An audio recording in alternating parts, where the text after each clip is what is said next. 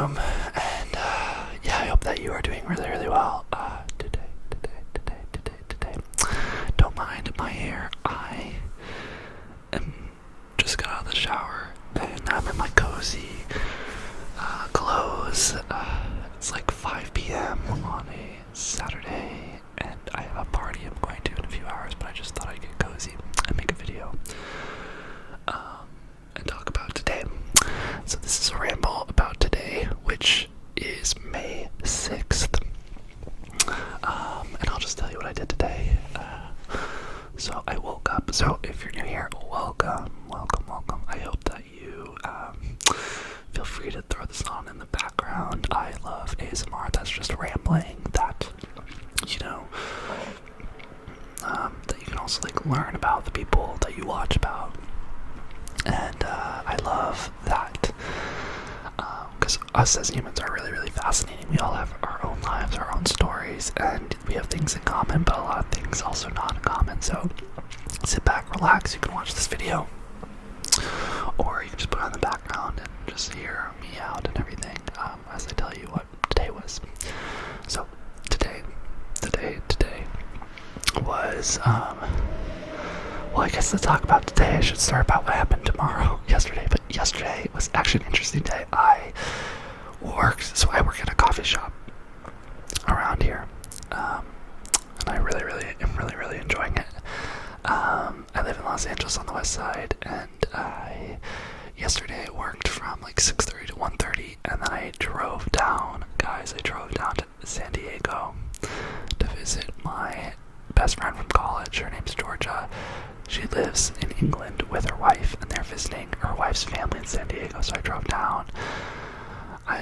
From like 2, and I got there at 6. It was like 4.5 hours, which is so long. And then we got dinner, and it was just really, really lovely, and it felt like old times. I don't know if you have a friend that you haven't seen for a bit, but then you hang out and you just like fall back in love with them. You fall back in love with your relationship. You fall back in love with who you used to be, and them still seeing you for who you are and you seeing them for who they are. And although time has done its thing, you both know that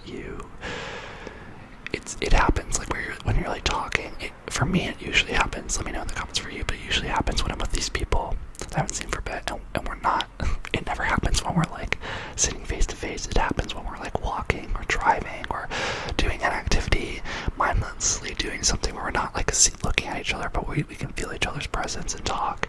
And so we had a dinner, and it was really nice, but I felt like we really connected after when we were like driving in my car, and we just fell back into just discussing our lives, our personal lives, and being there and supporting and just saying lovely things. And it was really, really nice. And we saw a big moon. I don't know, you guys should tell me. I made Georgia like make up a story. It was a full moon last night, and on the horizon it's really big, and I asked her, do you know what it is? And she said, I don't know, but then I said, lie to me, make up a story and I'll just believe it. And she was like, it's because of perspective. And I laughed. But if you know in the comments why it is so big on the horizon versus up in the sky, let me know. I'd love to know. But we did that, and we saw fireworks, and then I drove her home, and then basically I drove from San Diego at like 10 p.m. back to LA at midnight. And it was like half the time of me driving down there because there's no traffic, which was lovely. I threw on the podcast. I got really tired at the wheel, but I'm glad I made it home. And then today, so then I went to bed. And then today I woke up and I went to work. I went to my coffee shop at 6:30. I really wasn't that tired, which was new. Maybe it's because I worked the day before too, but I was just like ready to go for it. I got to the coffee shop and I'm opening, so I go at 6:30, and we're starting about today. Okay, so this is what happened today. So I opened, and opening means like, you're unlocking the door, you're moving all of the furniture from inside outside, you're counting the register, which is like you're counting the cash that you start with. Some other duties we do is we start brewing coffee, it's called dialing in, we start the espresso machine, and we start tasting and all that. But today I got there I think at like 6:28, which I was proud because I've recently been getting there at like 6:30 and running in because you don't want to be late. I think if we're like really late, like 5 minutes, or we get like written up, which I don't know if it actually does anything to us, but it's just like embarrassing. So we don't. It's good. It's good psychological trick. So good for them for implementing it. But basically, yeah. So okay. So I get there and the coffee shop's locked. And I've never gotten there first. There's always been someone else there, and they usually enter through like a back door or something. But today was my first day opening the actual shop, so there was like a lock box. I put the code in, I got the key, I unlocked the door, and I like did the alarm, which I was proud of, which I've never done before. And then my other colleague came in. I put the key back in the lock box, and then I turned the lights on, we started making coffee, and then I worked on the espresso machine, and I dialed in. What I was saying is, what we do is like, coffee is so amazing because it's so temperamental. It really changes via the weather conditions outside, if it's been sitting, if it's been open. So, for instance, the machine needs to warm up, the espresso machine, with like where we make the espresso shots and stuff. So that we usually have one person dialing in that, and then the other person is counting the register, like setting up the space, putting pastries in the display, taking out the furniture, like doing everything else. I did the espresso machine today, and basically what we do is this is how you dial in an espresso machine. It's never off. They leave it on all night. I think it's because it takes forever to turn it back on if it's off. So the closer, they clean the espresso machine, so what we have to do is like run it a couple times. So basically I turn on the grinders, and then I use a portafilter, and I like get the coffee grounds, and then I measure it. It's supposed to be like 18 grams, and then I tamp it, which is like what you see when you see like a coffee barista like push down. You're basically compressing all the espresso. So I do that, and then I will lock it into the portafilter, and then I will run the water through it. Usually it takes around 6 seconds before it starts dripping, and we measure. So we put the little like glass that's catching everything, so it's like dripping out of the portafilter into this cup. That's on a scale. If you ever see like baristas use a scale, what we're doing is that we are measuring the volume, and then on the machine it tells us the time. So we usually want our shots to be around 31. It's usually around 32 grams. And because of that, there's like 3 different layers of espresso. There's the crema, it's the heart, the crema. Wait, it's the heart, the body, and the crema. The heart, the body, and the crema. The heart is the bottom. It's usually like the really bitter. It's like when you think of espresso, it's the really like intense flavor of espresso. It's, I think, pretty much the bitter part. Then that's the first thing comes when it drips down, and then the second thing is the body, which is usually the sweeter part. And then at the end of a shot, you're pulling, it turns, and all these have like different colors. The last one is the crema, which is, I think it gives it like that sour bitterness, little punch. So you want to make sure you have all that in a shot, and we usually have that by 32 grams. What we're also measuring is the ratio of grams to time. So, for instance, this is all dialing in, so this is what I'm telling you I do. So what I do is, we have a chart. Someone says like 18 grams, like for what we're filling in the thing, and then it says in, out, I don't know, but it basically tells you it's like, I don't know what the actual word is. I forget if it's in and out, but it tells you like 18. So it says like for volume it's like 34, and then time you're aiming for 26. That's what they dialed in yesterday. So what we do is I take from the machine, I take all the espresso and I start pouring shots to see if it matches that indicator. And what happens is the first 2 shots I pull, I never drink. We do that to make sure that all the soap is out.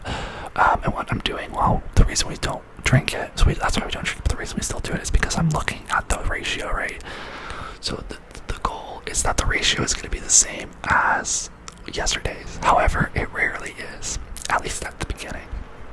What happens is the more you work as a barista, you realize that time is everything. So the shots take longer to pull in the morning when you first start pulling shots because the machine isn't warm. Once it becomes warm and you've been doing a lot of shots, it will go faster because it will help put heat into the coffee and just make it go faster. So it's not always a good indicator, but basically what happens is I pour those shots, I dump the first 2, and then the next one, if it's like really off, it usually isn't like super off. But if it's like close to, so I'll tell you 2 scenarios. If it's close to the sign, what will happen is then I'll do the whole thing. I'll buy 2 more. So, sorry, the first 2 shots I don't drink. Then I will do 2 more shots. Same thing. Make sure that's giving me the consistent, it's happening, and then I will taste those shots. We have a diagram that basically I've been learning how to taste espresso, taste filter coffee as well, and dial in, which basically means making sure we're getting the right flavor profile. So for instance, when we taste it, we want it to be balanced, but if it feels too bitter, or if it feels too sweet, if it feels too watery, if it feels like it's too sour, we have this sheet which will indicate us which way to go. We either extract more, we extract less, we have a higher yield, or we have a lower yield. Extracting is, so to extract more and to extract less is it's basically like think of coffee, how am I gonna say this? It's the density of the coffee. So think of coffee like sand, okay? Think of it like sand. Water goes through it. So when you want to extract more, what we will do is we will make the grains of sand, or the grains of espresso, that's not the technical name, but the grains of it, will make them smaller. With smaller grains, it's harder for water to get through, which means that the water will sit in it longer and extract more flavor, which usually will make it more bitter, more strong of a flavor. If we want to go the other way, if we want to extract less, we will make the size bigger. We'll make it coarser, which means that there will be more space and the water will be able to flow through faster. We do that. The grinding machine, there's this like little like swivel, and you have to turn on. It has to be grinding while I do it, so it doesn't mess up the machine. But you press the grind button, and then you like swivel it like literally all like a centimeter. You barely move it, and it makes such a drastic difference. But basically, I'm tasting the shots. If it's in the ratio, we're usually pretty good, and it should taste okay. If it doesn't, I can switch it up a little bit. But usually what will happen is that, like today, what happened today, I think, what happened today, it was running way too, it would get to 32 grams by like 37 seconds, which was way too long. So what that means is that, it needs to come out quicker, which basically means that water needs to come by like faster, which means it needs to be coarser, and that's what I did. I made it coarser eventually to get in the time frame of I think it was like 27 seconds, which was awesome. So I did that. That's what you do. We open at 6:30, and then we let everyone come in at 7. I was just doing all that. I was working on the shots, and I was good. And yesterday I did training for it, and today was my first day doing it. I felt proud. And then we opened the doors, and it was dead silent, like literally until like 8:30. There was no one coming in, and it's Saturday, and people are sleeping in. Last night was Cinco de Mayo, if that means anything. I didn't celebrate it, but maybe you did. Who knows? So if you did, let me know how you celebrated. But yeah, yeah, then by 8:30 we have another person come in, and she helped us. Her name's Georgia. She's really cool.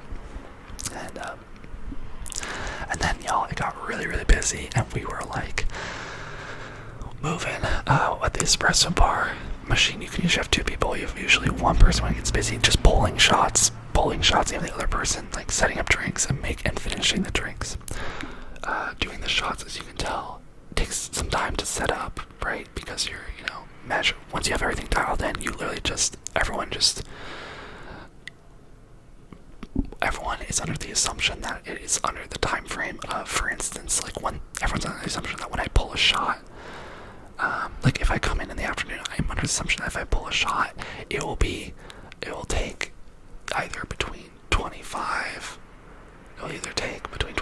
or 31 seconds to pull, and then it'll be 32 grams when that happens. Everyone's under that assumption, so it's good. It's important to get it right.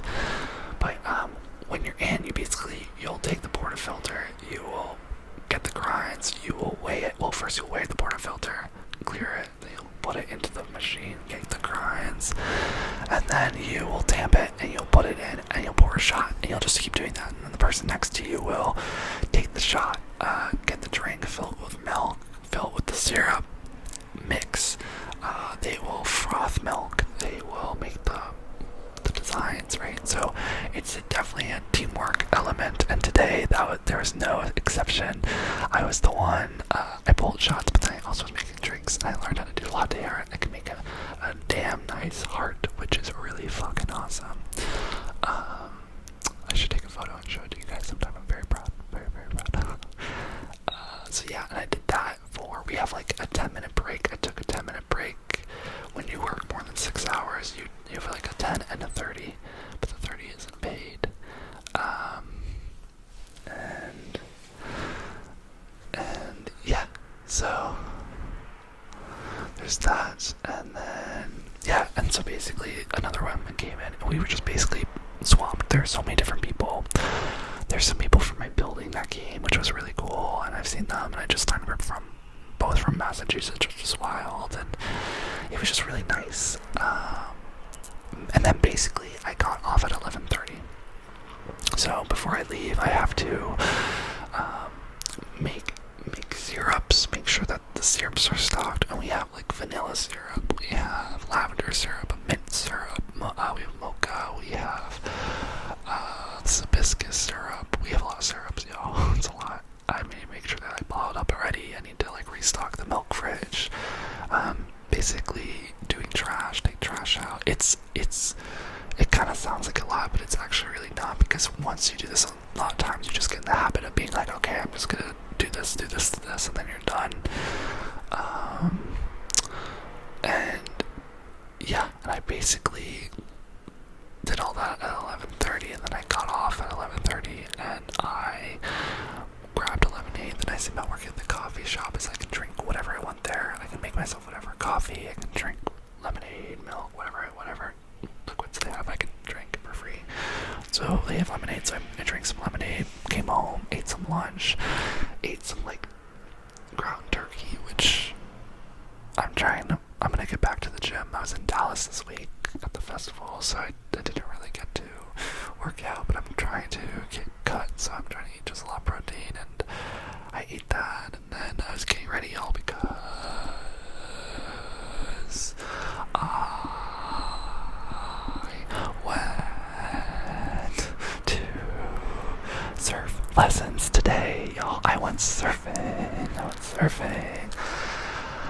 This is my sign to you that if there's anything you want to do, just book it and just do it, because this was on my bucket list. I've always been wanting to get back into surfing.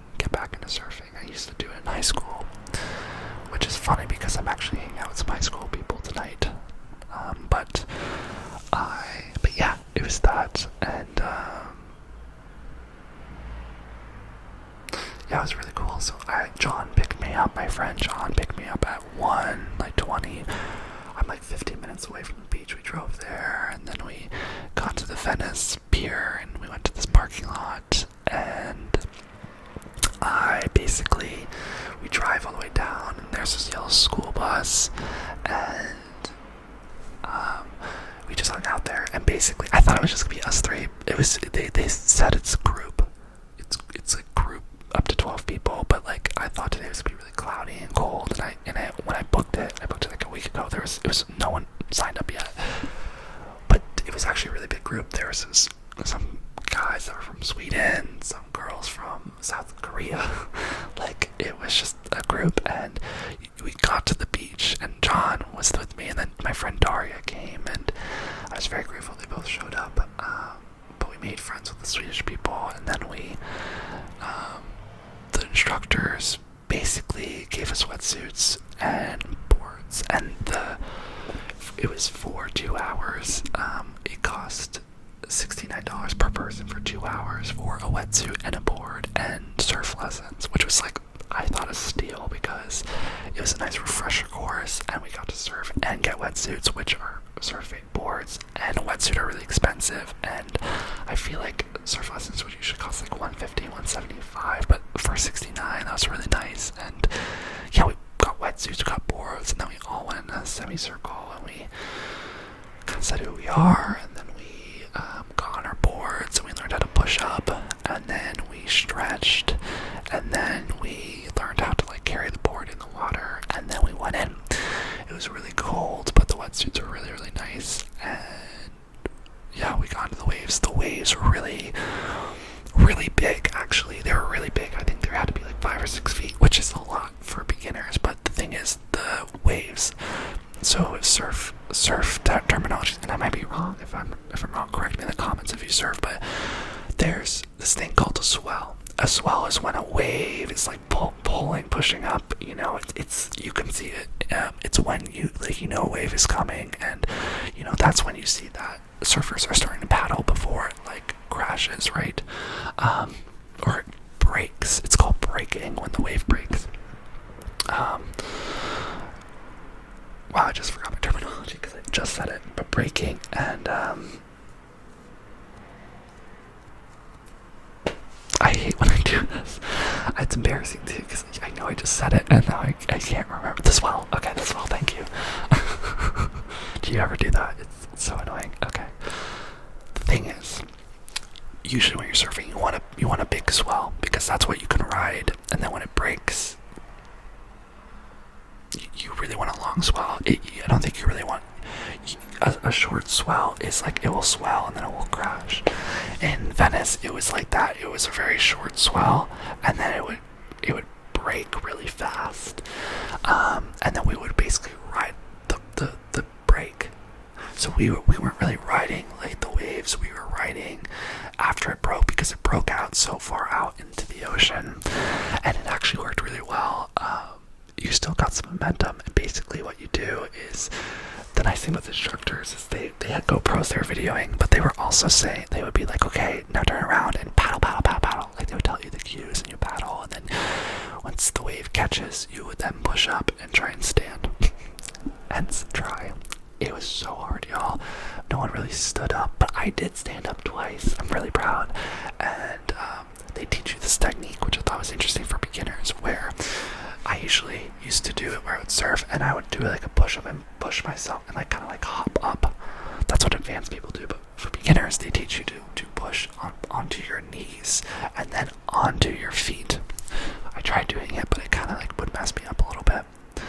But the best trick I found was, so it's hard because you're paddling, and sometimes you're a little too front on your board, or you're a little bit too behind. When you're too on front, your nose, the front of your board is going to tip into the ocean and into the wave, and you're going to basically like flip over. And I've done that, and it's not fun. I do that a lot.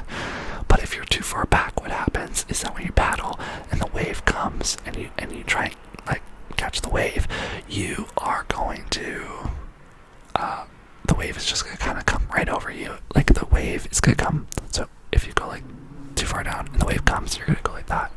But if you go up and the wave comes, it basically, you'll like slide off the back of the wave and you won't catch it. So you have to be like in the middle, and you're going, and then eventually once you're in the middle, you have to jump up, and it's so hard. I kept like leaning side, like falling to the side and stuff, and then the instructor told me, and this is what helped me stand up. He said, push-up and then look at the beach. Don't look down, just look at the beach, and your body will follow it. And I started doing that, and it worked. It worked. It really worked. There were times I still fell, but I was like, oh, this is what it's supposed to feel like. And it was so fun. We did it for 2 hours. I was so freaking exhausted, y'all. My body was so tired, and but it felt so good to be in the ocean, and it felt so good to be, feeling the water and trying this hard thing that, you could get a reward by standing up. And then, like, it was working out too. Like, it was just a dream, and Darian and John really liked it. And then we drove, and then we said goodbye, and John drove me back home. And John was interesting today, y'all. He was a little bit moody. He was a little moody today. I haven't seen him for like a few weeks, and he's just interesting when we talk. He like tries to like get me to spill things about my life, share intimate things, and like there's a place and point for that where I'm cool, but like also, I don't know, I've just been feeling weird. Like I don't really want to like share with you my parents and like all this stuff. Like I shouldn't need to do that every fucking time we hang out, and I don't think we do, but like I think he's trying to like talk to me to make himself feel better. That's kind of what it feels like, where he's like, oh, like, I don't know, it's just weird. It's just a little weird. So I don't know. Andrew, his other friend, thinks that he has this weird complex to be friends with like gay people. He's very straight, but maybe he thinks that like gay people are like cool, so he like befriends them, which I don't really believe. But and I don't think he's like that. I think he's just a little like naive and innocent. But yeah, I just didn't feel like sharing that information. I was like, we just had a great surf. Like, I don't want to have a deep talk right now. I just want to vibe out and have a good car ride. And I got a little defensive. Not defensive. Like, it wasn't like defensive, but I got a little like put a wall up and just didn't want to talk about it. And I didn't. And I think that's cool, right? Like, boundaries. You don't need to talk about everything. I can totally just avoid the answering and all that stuff. And that's what I did. And then I drove him. I showed him where my coffee shop was, offered him if he ever wants a coffee, and then I came here, showered, and now I'm here. And then later today, I think after this, I'm gonna go eat some dinner. I'm meeting up with some old high school friends. So I used to have this group of guy friends I used to hang out in high school. I could do a whole story time. It's when I came out, and we had a huge falling out, and it was one of the very first heartbreaks in my life, which is crazy because it wasn't romantic, but it was a very visceral, very emotional, when you're young, and it felt very high stakes. So I used to hang out with them, but I used to hang out with them in this adjacent girl group as well. We just matched each other, and the girl group is still all together, and some of them are throwing a party tonight in LA because they live here now, and they invited me, and I'm gonna go because I still like them, sort of. But I'm just gonna say hi, and but y'all, it's starting at 6 p.m. and then at 9 they're gonna go out to the bungalow and stuff, like all these other places, and honestly, like, that sounds fun, and we'll see. I might dip, I'm not be there forever. We will see. But yeah, I just thought I'll go. It'll be fun. I have work tomorrow morning, so it can be out too late, but I just will pop in and say hi, and that'll be fun. So that's everything I did today and everything I'm gonna do today. And yeah, let me know what you found interesting. Let me know if you have any questions on anything. Every day is special, and go do the things you love and be active. Be active. Be active. Being active, honestly, is the gateway drug to happiness. So yeah, thanks for listening. I hope this relaxed you a little bit, and please give this video a thumbs up if you liked it, and consider subscribing to this channel if you're not already a part of the Hive. We are a wonderful community of people. I love you all so much, and I'm just excited for our family to grow bigger and for us to all spread positivity and just go on this journey called life together, because we're all going through it. We all are going through it at different speeds, at different times, with different feelings and everything, and it's just important to remember that we're all going through it, and we all are here together, and we may be very different, may look different, but deep down we're all very similar. So that's what this channel is all about, I love you a lot, and I will see you